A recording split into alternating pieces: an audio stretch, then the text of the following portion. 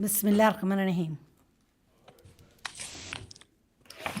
Bismillahirrahmanirrahim. Assalamu alaikum wa rahmatullahi wa barakatuh. Welcome to another enlightening episode of Al-Muminat Podcast.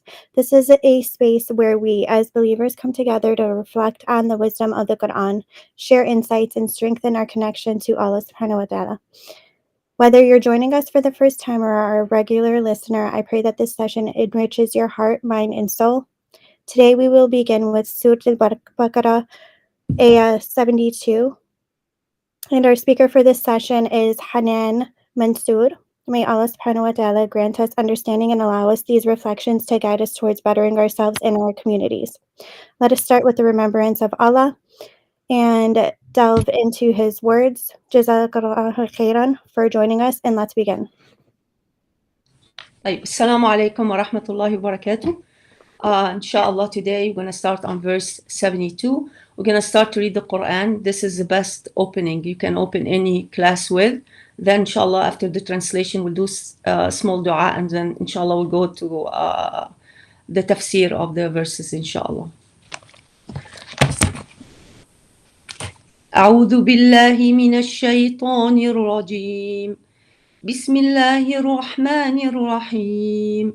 وإذ قتلتم نفسا فادارأتم فيها والله مخرج ما كنتم تكتمون فقلنا اضربوه ببعضها كذلك يحيي الله الموتى ويريكم آياته لعلكم تعقلون ثم قست قلوبكم من بعد ذلك. اتفضلي. This is when a man was killed and you disputed who the killer was, but God revealed what you concealed. And the second verse, I did two verses. Okay. So we instructed, strike the dead body with a piece of the cow. This is how easily God brings the dead to life, showing you his signs so that you may understand. Jazkallahkheir.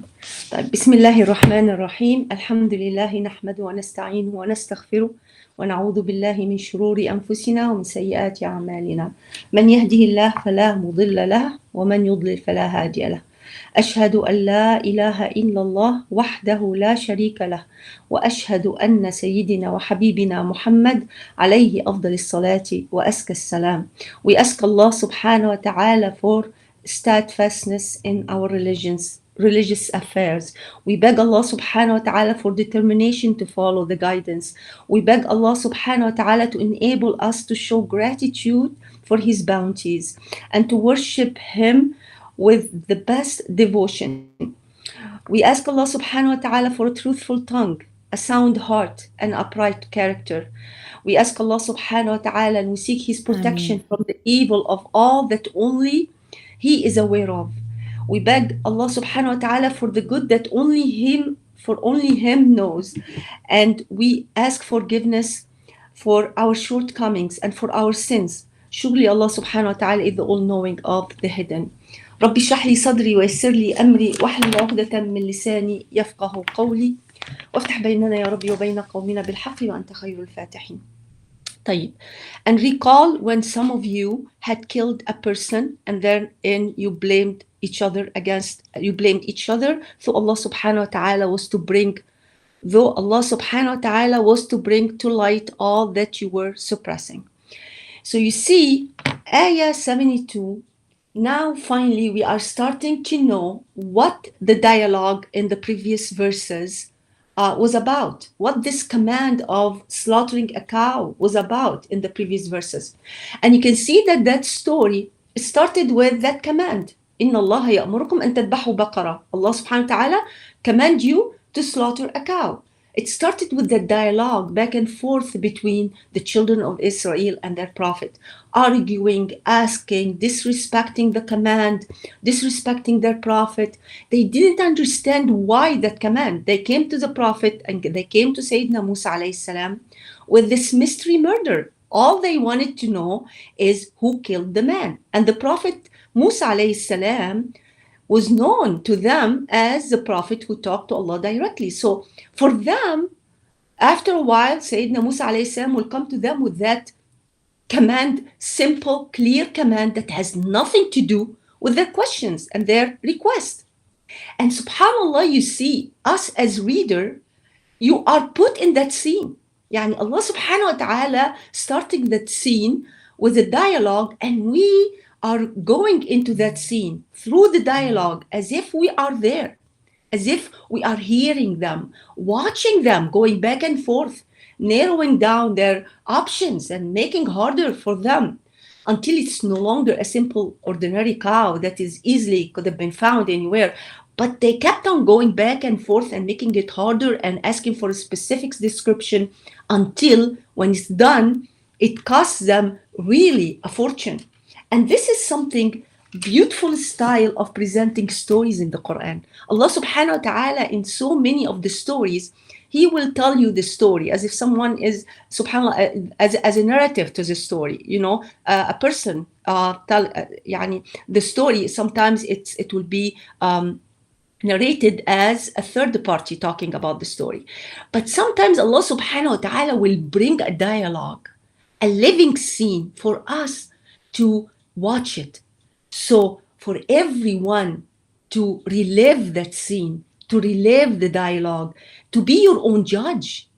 If we are watching a movie or hearing a dialogue back and forth, for sure you're going to start to build what? A kind of judgment, a kind of understanding. And through the dialogue, sometimes we relate the dialogue to us. Yani we keep on saying, am I one of the people that argue? Did I ever go back and forth until I made it harder for myself? So sometimes Allah subhanahu wa ta'ala, through this beautiful style of presenting a story, Allah subhanahu wa ta'ala is how can I say, He wants us to be our own judge, to make our own conclusion. As if He's telling us, you know what? I'm not going to tell you anything about the children of Israel. I'm not going to tell you about their argumentative harshness, whatever, but I'm going to make you the judge of it. Just listen to that dialogue and be your own judge.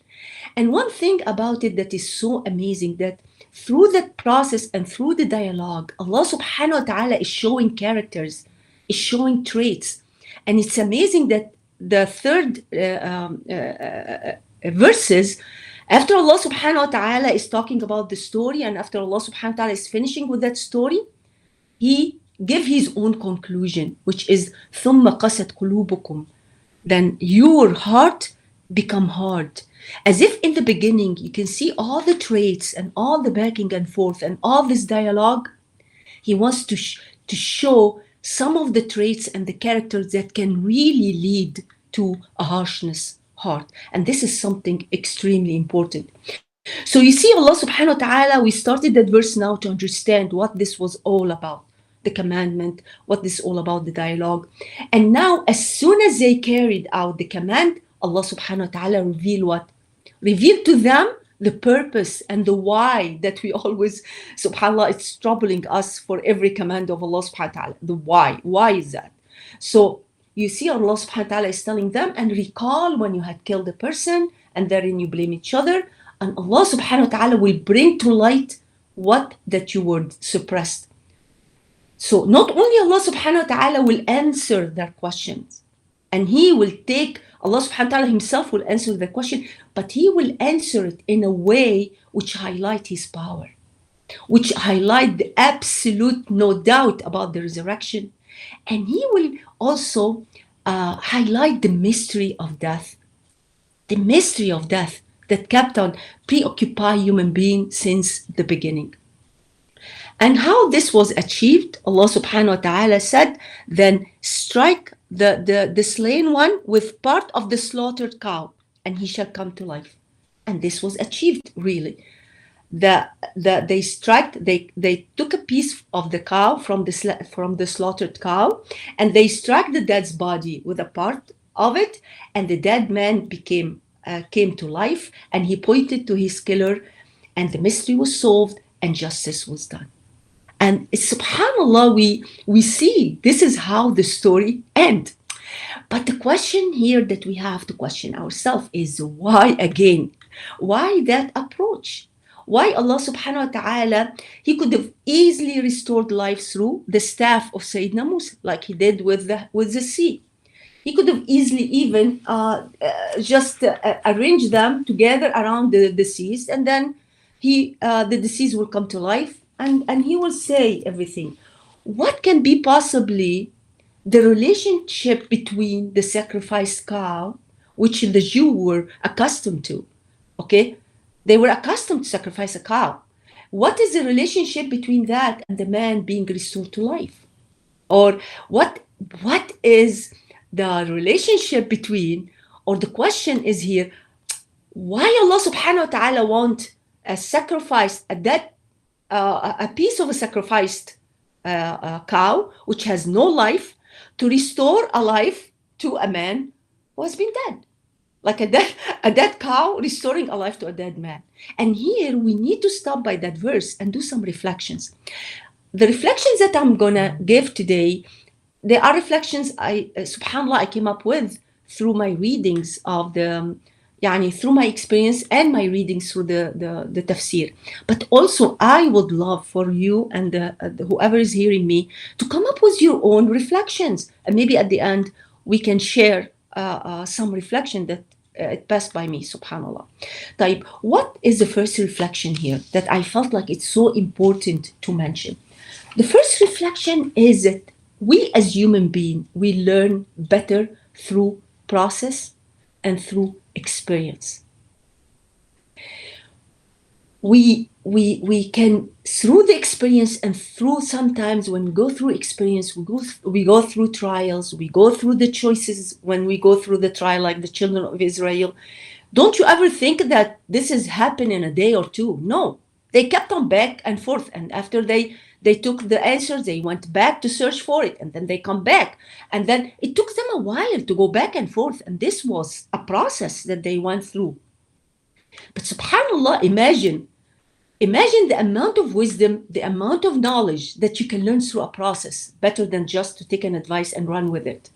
And sometimes as parents even, we get tired. We want to spare the kids of the pain. Sometimes as a person, as an older sister or an aunt or grandparents or parents, sometimes we want to spare our children or close friends the pain of wasting their time. Because you can see the future. You went through the experience and you want to spare other people to go through the experience. But Allah subhanahu wa ta'ala is telling us through that story, beautiful story, no, let them go through the process. And Allah subhanahu wa ta'ala was patient with them through the process. And Prophet Musa alayhi salam was ordered to do the same, going back and forth to ask Allah subhanahu wa ta'ala. And Allah subhanahu wa ta'ala in the dialogue, it was never mentioned that Allah subhanahu wa ta'ala was angry with them asking the question.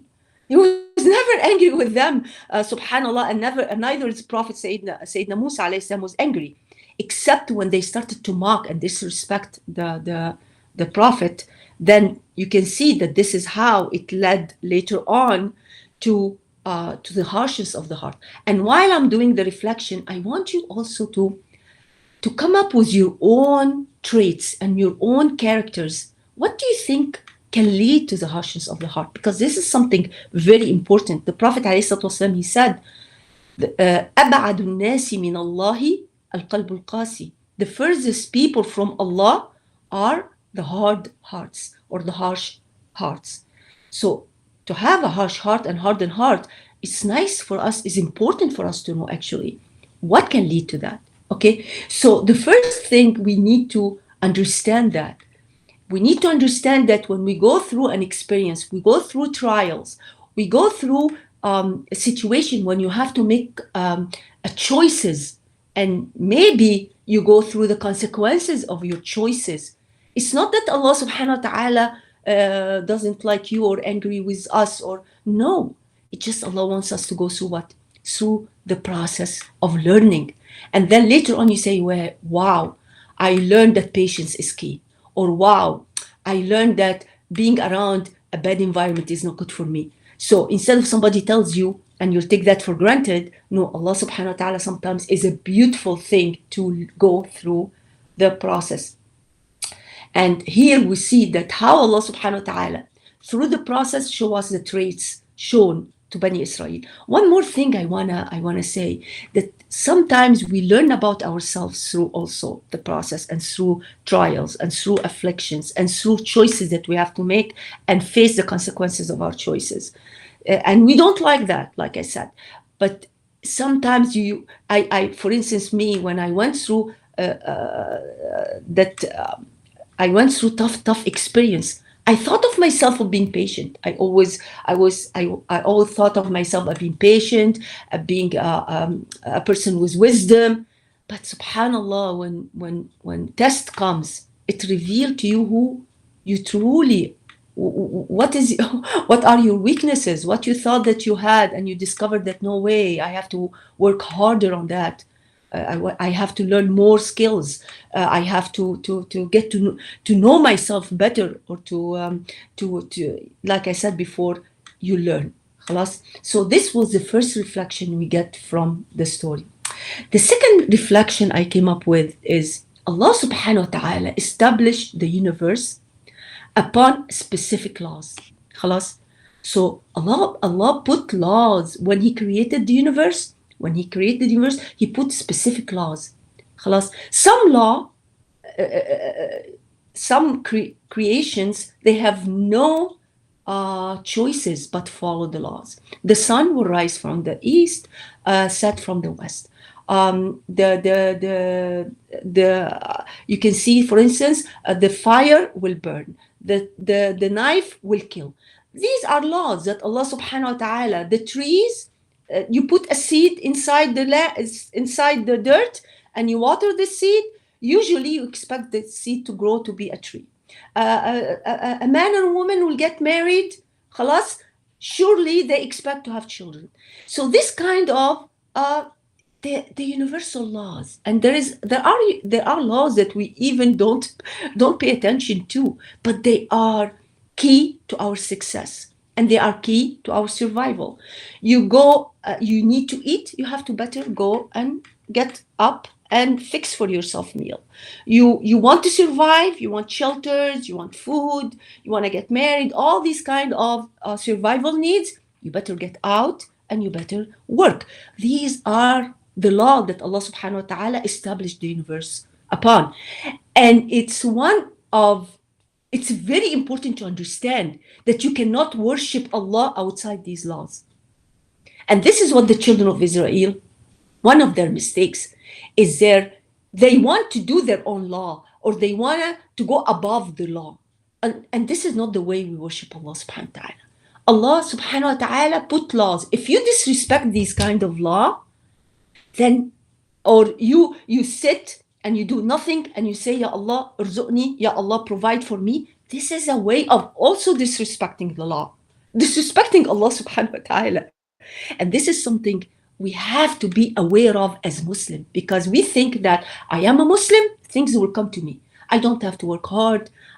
Ya Rabbi, Inta save Gaza. Ya Allah, Inta save the provide for the poor. This is what we say in our dua, right? But these are not the law. You want to save people, get up and do something about it. Or else, we all gonna be what? We all, the unfairness that we see out there is gonna come to you eventually. Say, Sheikh Qaradawi, he said something very beautiful. I remember a long time ago, before I say his statement, I remember when I was in Universal as a mother in the Mothers Club, and we kept on begging people to help inside the school. Your role as a mother, not to drop the kid and leave for others to raise him. Just come. If you don't like something about the school, if you don't like the whatever is happening, don't just leave. Come in and try to change and make a change. These are the universal law. إن الله لا يغير ما بقوم حتى يغيروا ما بأنفسهم. You feel bad, you feel squished, you feel unfairly treated. Just get up and try to make a change around you, because unless you do that, what's going to happen? Eventually, you're going to be what? You're going to be treated unfairly. I remember when I used to tell people, please come and help. And people will take their kids and protect their kids and shelter their kids. And no, my son, alhamdulillah, my son is good. Alhamdulillah, my son praying. Alhamdulillah, alhamdulillah. But I'm not helping other kids to be good. I'm not helping other families to be aware of what's going on. Guess what happened? The kids will grow to be 18. And what happened when they are 18, 19? They will leave home. And then what's going to happen when they leave home? They will go to college. And guess what? They will meet the kids that we did not care to help. And guess what? It's going to be affected. إلا من رحم الله. يعني very rare a kid or a child or a young man or young woman will be in a very, very bad environment and be able to get out of it safely. It doesn't happen. It does not happen. Yes. I also, and then that's a very good point of how it reflects the ummah. It also affects the ummah eventually if you don't follow the rules, the laws of universe. Also, isn't it also for us to have order? Because everything should be in order, and that when you have order, everything follows, the segment like follows in line and it comes out. That's what I also looked at it in my perspective too. I don't know. This is very good. This is, of course. But see, some people will only follow the man's law. So I will not cross a red light because I can get a ticket. Some people are forced to follow the law. You go in your country, in our country, and you see people throwing garbage in the streets from their windows. You come here and you see them don't do that. Why? Because if I get caught throwing something from my window, I will be penalized. We don't have the deeper understanding of the universal law, which is everything is around. Everything will come back to me again. Whatever I do now, it will come back to me again. This is the universal law, and there is beautiful laws that only Western they come up with, and they call it the universal law, the 12 universal laws. I will encourage everybody to go and read them because they are beautiful. But you understand what I'm saying, okay? So you see that Allah subhanahu wa ta'ala, sometimes what happened here, we get used to those phenomena. We get used to the sun rise from the east. We get used to the sun set from the west. We get used to the trees. You spread the seeds and the trees will come up. And we don't remember that it is Allah's power who does that.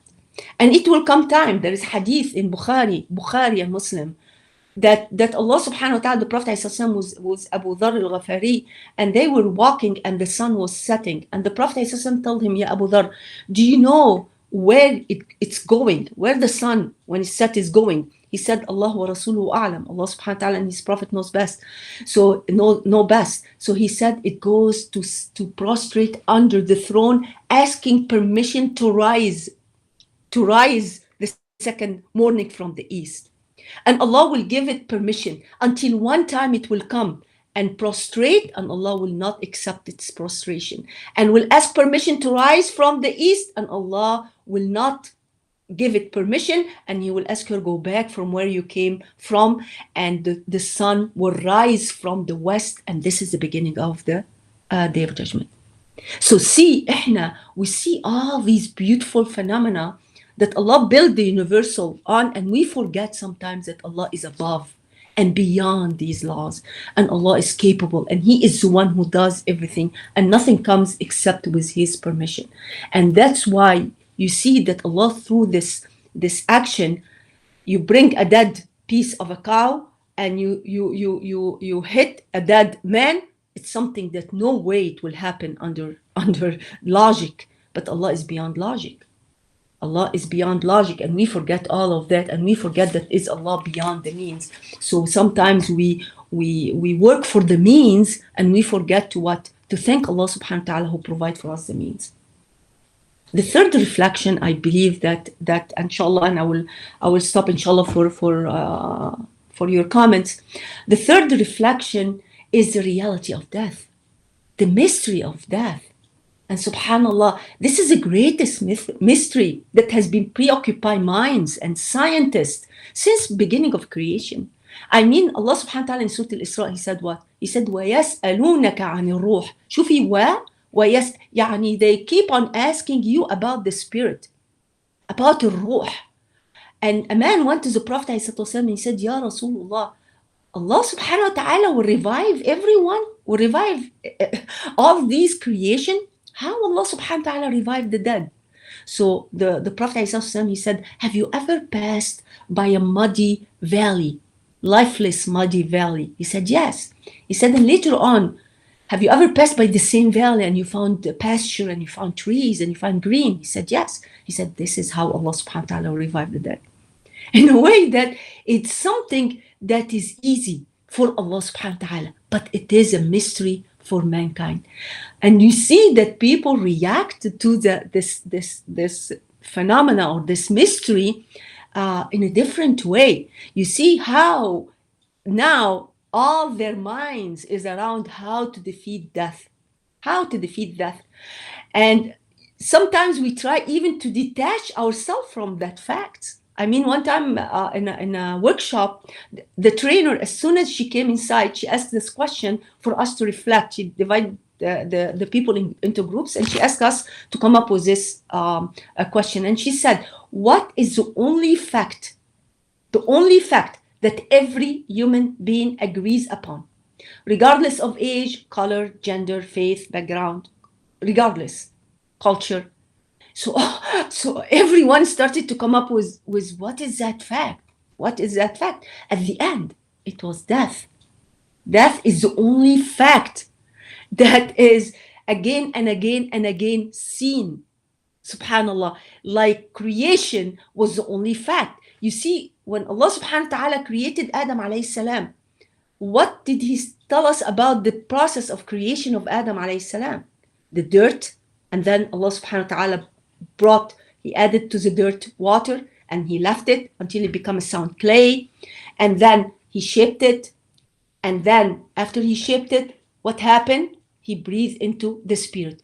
We don't know what the spirit is. We don't know the essence and the nature of the spirit. What is that spirit? But what we know is what? The effect of that spirit. We know what does it do. It brought life to Adam alayhi salam. He started to see, he started to hear, he started to feel his senses and feel hungry. The desires, the feelings, all of that came because of the spirit. And once the spirit comes out, once Allah subhanahu wa ta'ala take back the spirit, what happened? He become a sound clay again. The body becomes stiff, become a sound clay, will decay and will come dirt again. So you see, Allah subhanahu wa ta'ala, in the beginning, the process was going up. And through life, we see the process is going reversed. For us to believe of death and to believe that Allah subhanahu wa ta'ala is the creator. خلاص. But what we do, إحنا, or some of us, we are afraid of death. We try to detach from that fact. Forget about it. And we try to do that. And this is not what the Prophet ﷺ is asking us to do. The Prophet ﷺ is asking us to embrace. Imagine that. Embrace it and think about it all the time. And he said, but the Prophet ﷺ, he did that not to make us sad and hazeen and not wanted to live life. On the opposite, he make us understand the value of life, because the life will become what? Will become my treasure. It will become my way and my means of accumulating what I wanted to have in the afterlife. So I remember Dr. Mustafa Mahmoud, a great renowned scholar, mashallah, and writers and author, Allah yarhamu, and he was a doctor. And he used to say, I think of death, and I prepare myself for death every day. So every time I'm reading the Quran, I'm thinking of this light of the Quran is going to go into that corner of my grave. Every time I'm doing hasanat, I'm sending my hasanat to my grave, because I want the grave. Like I'm preparing my home here, and I'm buying furniture, and I'm coloring the wall, and I'm putting stuff that makes me happy. I'm doing the same with my grave. So imagine the level of presence. Imagine that heart who is present in every action he does. And everything he does, he say, well, that will serve me here, that will serve me there. I want light here. I want, subhanallah, the opening of my grave to be as far as I can see. And he kept on sending. Sayyida Nafisa, radiallahu anha, the great granddaughter of the Prophet sallallahu alaihi wasallam, the daughter of Al-Hasan, the grandson of the Prophet, she dug a grave. Her grave, actually, she dug a grave inside her bedroom chamber. And she was a scholar, she was a teacher. Imam Shafi'i used to sit with her and used to take from her the madhab of Al-Layth ibn Sa'd, and she used to teach him Al-Layth ibn Sa'd al-madhab, and mashallah, and she was a woman of a community, and she was amazing. She lived in Egypt for a while. After she done with all her chores during the day, after Salat al-Isha, she will go inside her room and she will sit in her grave to finish the Quran and to read the Quran. So they used to think of death as what? As the best thing for me, because this life is a delusion. This life there is no guarantee in this life, and I'm living here for a little bit, for a minimum time. So you can see that when it comes to the mystery, Allah subhanahu wa ta'ala, through the experience he did with the children of Israel, what does he want to do? What does he want to enforce and reassure? The resurrection day. See, I can very quickly and very easy, I can revive a dead man with a dead cow. It's something easy for me, and I did it before. And subhanallah, you see that Allah subhanahu wa ta'ala, he wanted children of Israel, and he wants everyone that reads the Quran to understand his power and might, and to understand that one day we're going to be resurrected and stand before him. And the last one I want to do as a reflection, then I will stop here, and if anyone wants to share some, is Allah subhanahu wa ta'ala said, Wallahu mukhrijun ma kuntum taktumun, and Allah will bring to light all that you were suppressing. And this is something maybe you'll pass by and you think of them, that Allah subhanahu wa ta'ala will bring out into light what is hidden in their chest, what is hidden in their hearts. And this is something very scary, by the way. And the scholars, they were extremely scared when Allah subhanahu wa ta'ala talk about how Allah will bring into, how Allah will reveal what people sometimes hide. And Allah subhanahu wa ta'ala, you see, one of the scholars said, if sins have a smell,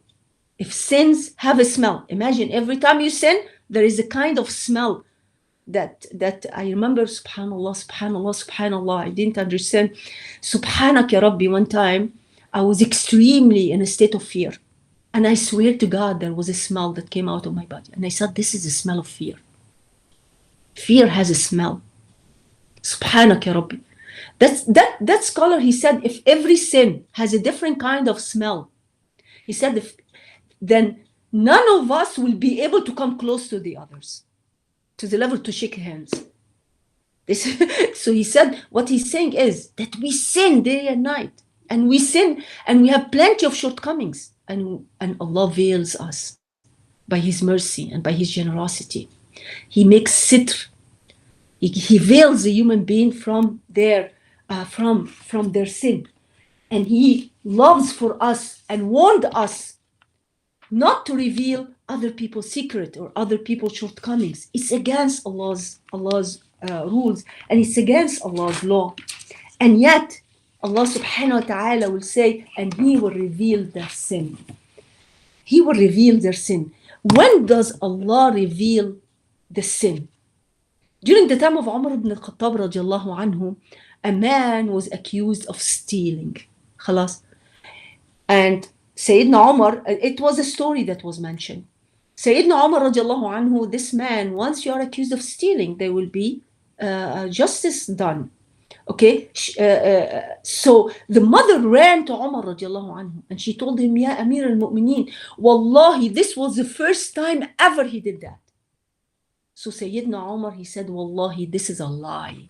For Allah will never reveal what's hidden unless he did it many times and he took for granted the watchful eye of Allah subhanahu wa ta'ala. He took for granted that Allah is watching him.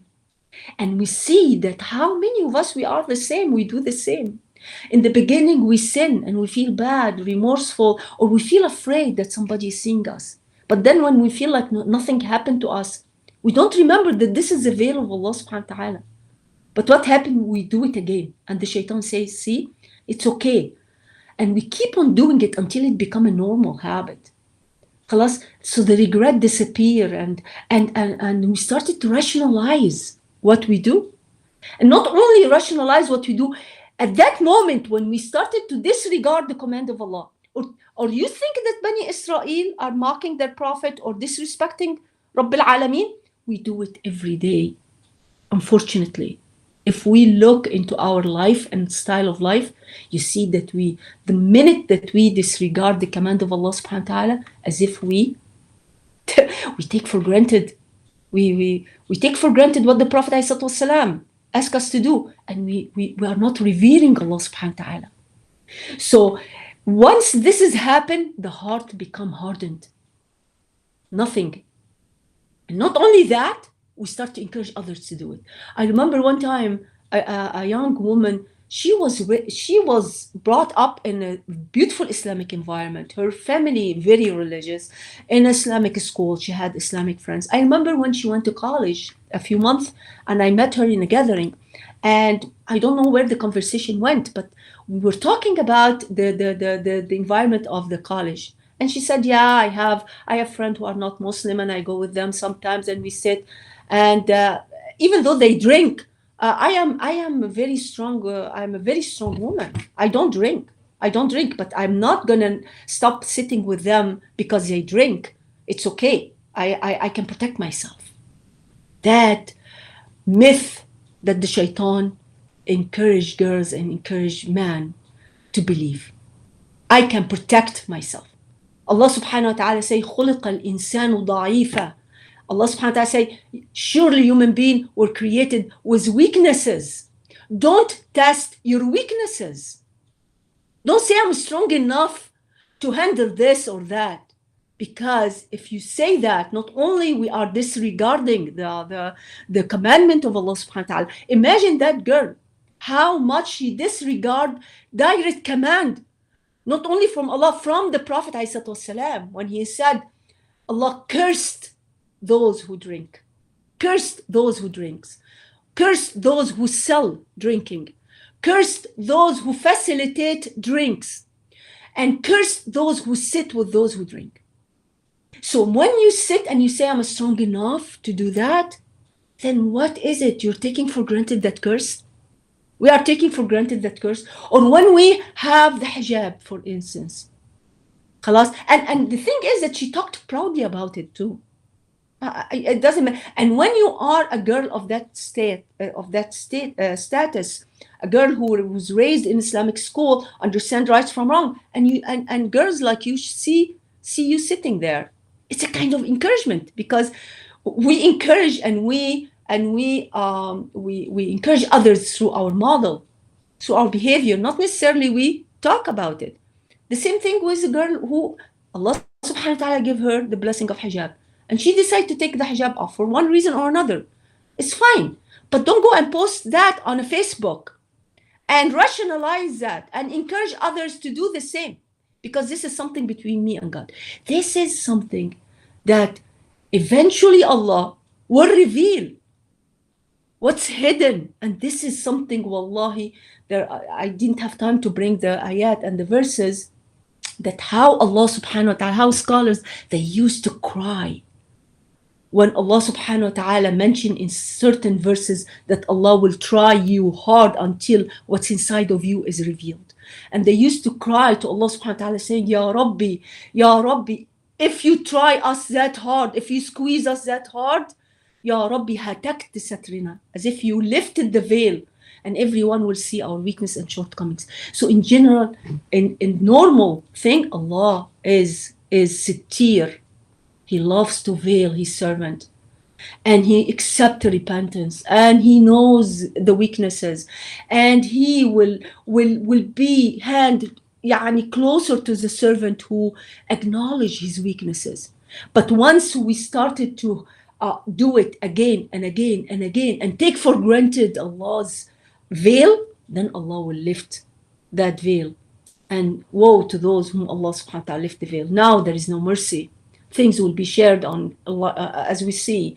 Things will be shared. The life is ruined. There is no way anymore that you can contain rumors once it's out. خلاص. So this is subhanak Rabbi, one of the things. And I'm going to take a little bit of break. I don't know how much we have. Oh, Yeah, good. it will be fine, Hanan, because we have some comments and questions too.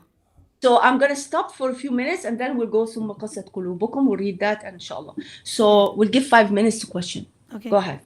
So, Aya, do you want to go ahead and... Yes, it looks like there's no questions in the question section, but I did want to go back to your first reflection. Actually, Aya, there is comment. There is a couple questions. I don't know if you could see them, but if you don't, you can go ahead and do yours, and then I can do the questions if you want. Okay, perfect. We'll do that.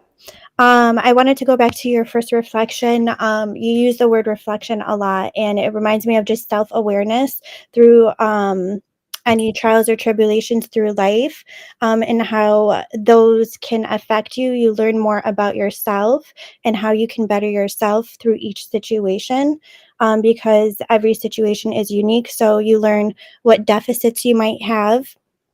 And I think in life too, you can learn lessons, or sometimes things can make people angry or more bitter, and that reminds me of the hardening heart. And I think that was a 74. So you're telling me here, Aya, let me refer to that, because this is beautiful. You're starting to give me now some of the traits of a harsh heart, which is when we are bitter, when we reject the trials, when we reject experience. This is the bitterness become or cause the heart to be harsh. Yes, that's what I'm saying. Yeah, so you can, and that's just through growth and learning to put your trust in Allah rather than looking at the negatives of the situation. Beautiful. So looking at the negative of situation, that can cause hardening of the heart. Beautiful. Mm-hmm. Beautiful. What are the questions? Okay, so one of the questions was, first of all, you got a nice rose, subhanallah. And you have a question, why do you think Allah allows the people to argue and conceal the truth before eventually revealing it himself? What lesson can we take from this delay? Okay, so we said that the first reflection, what lesson did Allah subhanahu wa ta'ala? So how long, let me ask you, Edith, as long as you giving me that, how long do you think it took them to find the cow? A long time, because they were questioning Allah consistently about... But not only the long, because the question is because they went back to find the cow, right? Yeah. They kept on giving descriptions of cow. Great. Do you believe that that at the end when they found the cow, do you believe that when they paid this large cost about finding the cow, do you think this has taught them, some of them, something?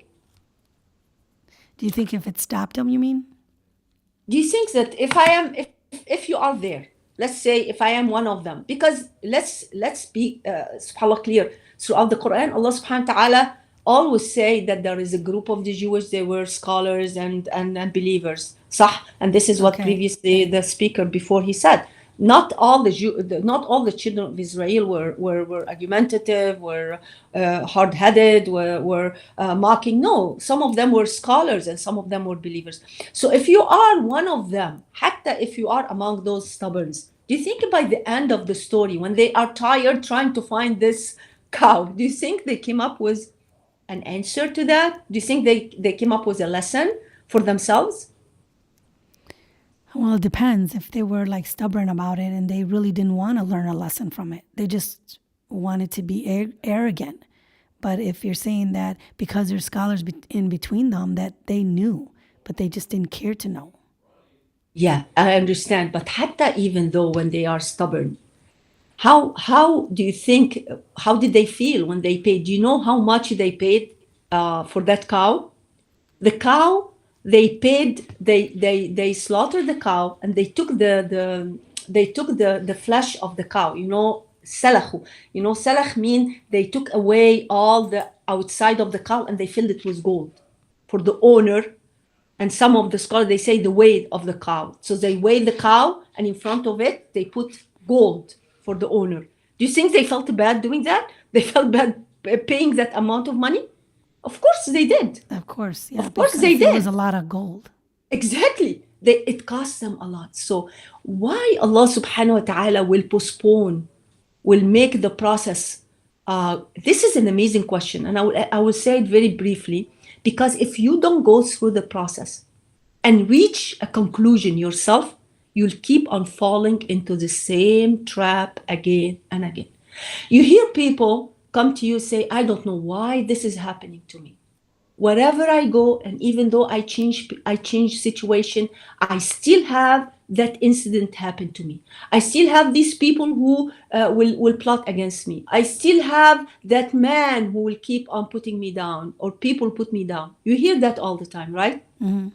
So sometimes Allah makes you go through the process for what? So you can change something about you, which can save you from falling into the same trap. So you can learn from that process. So Exactly. that you don't do that same mistake again. Exactly. So it'll make it easier for you.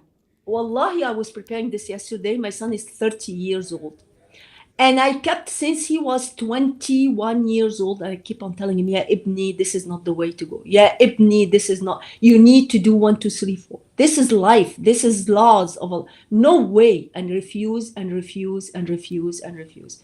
He will go into, I know he hates me to talk about him like that, but he will start to work and say, no, this is not it. This is not it. This is not it. Okay, everybody wants to be a millionaire by the age of 24. And they think it's easy to do that. Khalas, they see the millionaires at the last chapter of their life, but they don't see how they started. So you're But saying anyway, some people have to learn harder than, exactly. than others. Plenty. Yes. Yes. Some people it's harder for them to learn, except through hands-on experiences, and except falling on the little bit, falling down, getting hurt, getting scratched. And this way they will learn not to touch the fire anymore, or not to go outside barefoot anymore, or stuff. And some of them will learn that if their mother said this is the fire, some of them will listen and obey and say, okay, I'm not touching the fire. So yeah, you're right. Some people will learn harder than others. Not because of the mother. The mother is one advice, but Allah Okay. wants them to really experience what they want to experience. Okay, so this is the answer. Okay, so If the you next have question. another- Yes, I do. Yeah. So does that mean, okay, this is referring to the part where you were saying to stay away from even like the drinking, when you were talking about that incident about drinking and staying away from it, is even like come near it or anything like that.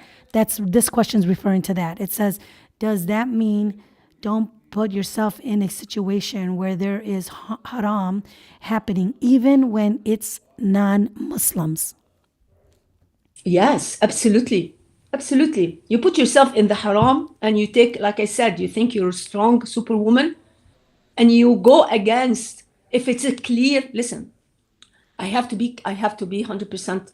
If it's a clear command from the Prophet ﷺ, from Allah subhanahu wa ta'ala, I don't care Muslim or non-Muslim. But if there is no clear command, it's okay. Like masalan, if I like I said, the issue of drinking, sitting on a table where people drink, it's haram 100% by Allah subhanahu wa ta'ala and by the Prophet ﷺ. Clear command. Now, let's say that I'm going to a wedding, and the wedding fee non-Muslim, and there's no drinking. It's absolutely okay. It's absolutely okay. So if there is a command, you see, is it haram to be in that place or not? And if it's not even haram, is it okay for me? Am I going to be weak to do something that is haram? And you have to judge yourself. Being around people, masalan, they backbite. I know if I go there, everybody will talk and gossip. Okay? It's not haram to go there, but haram to gossip. Now, if I'm strong enough and I know I can handle it and I have a plan in my mind, that's okay. If I know that once I go there, I'm going to start to gossip like them, don't go. So it's up to you. You are the judge of yourself. Okay. And then the third one, it's not a question, it's more like a comment. Actually, 2 comments. Okay, it says, one of them is the more I think of death, this is the one when you were talking about death, when you should reflect more on death. This is the comment on that one.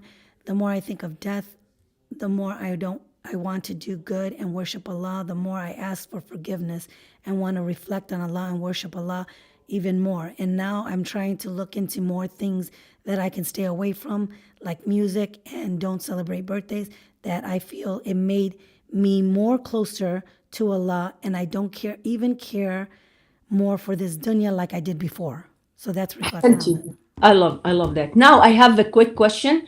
I want you guys to share with me, from your opinion, what were the traits shown into these verses about that can lead to harshness of the heart. So we talked about bitterness and rejection of Allah's decree. What else do you think, from the story, from the verses, from what we said? What can cause harshness of the heart? Because the harshness of the heart is huge.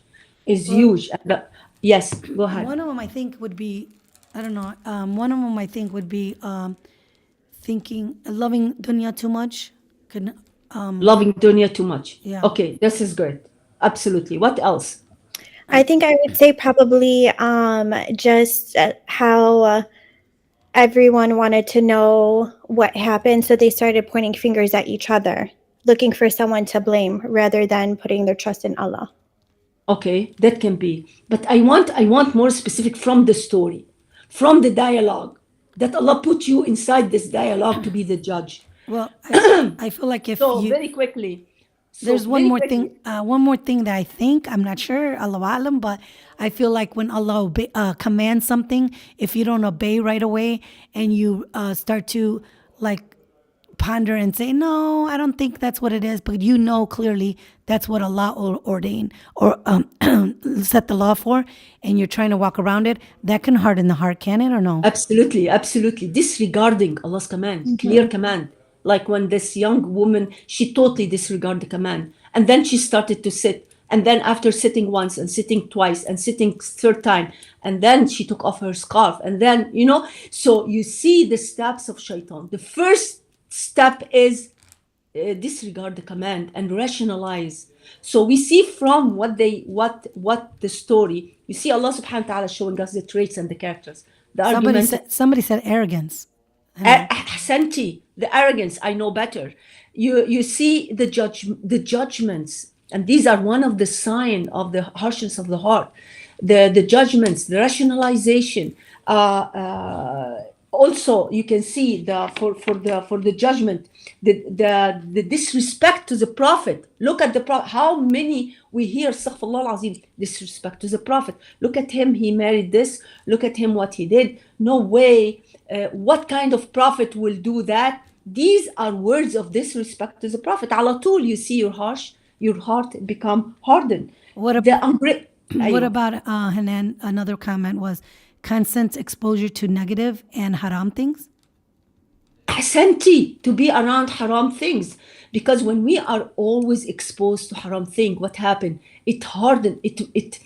Subhanallah, it hardened the heart. It's different than when you are around people who remember Allah, about people who talks about Allah. You see, the heart is softened, and Allah subhanahu wa ta'ala is warning us against the heart that is hardened. Okay, so this is something very, very beautiful. What about ingratitude?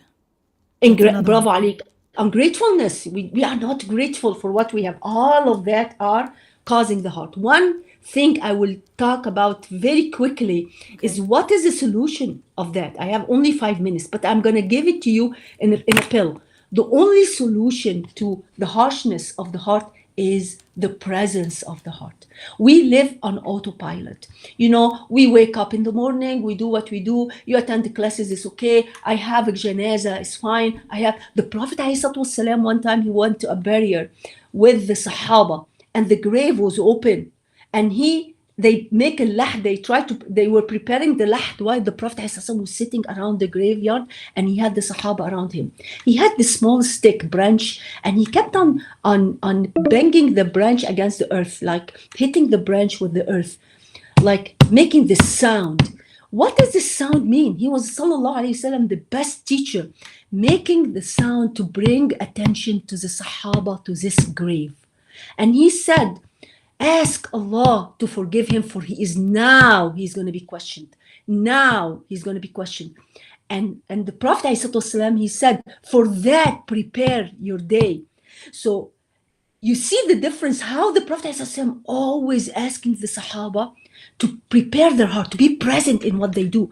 Don't live your day on an autopilot. No, I remember one time, subhanAllah, very quickly, I was giving a workshop and my son was in the school and I didn't have time to pick up my son. One of the students was there and her son is in the same school. So I told her, please, Ghadir, would you bring Omar with you? She said something amazing. She said, min ayuni, for you, I will do that. I went back home, min ayuni, from my heart, I will do that for you. You can see, she said that out of gratefulness at the end of the lesson, grateful for all the knowledge she gained. I went home and I wrote that word on my board. And I said, for your sake, Allah, I said that, min ayuni, for your sake, Allah. I will do that for your sake, Ya Allah. I will forgive that person for your sake, Ya Allah. Imagine your heart flip. Wallahi, your heart, you become present in everything you do. Even sinning, you won't be able to do because your heart is present. But what we're going through here, we live on autopilot. Even when we go to the janaza and leave the janaza and we go shopping, and we prepare our food, and sometimes we laugh through the janaza. But look at the Prophet. He said, be present. Put your heart in that situation. Put yourself in this guy. And now he's questioned. Now ask him for steadfastness. So you can see how the Prophet ﷺ brought this presence inside the heart. You need to be always reminded. Be, like the sister said, be around people who remind you that this life is just very short, delusion. Nothing in this life is real. It's all planned and it's all written. It's a scripture. You only play the role. And after you finish with the role, you're going to be questioned. Did you play the role right? Did you mess up with the role? I put you in that situation to do something. Did you do it? So unless we have this reminder, it's going to be what? Very quickly, death will come. Your time is over and we are gone.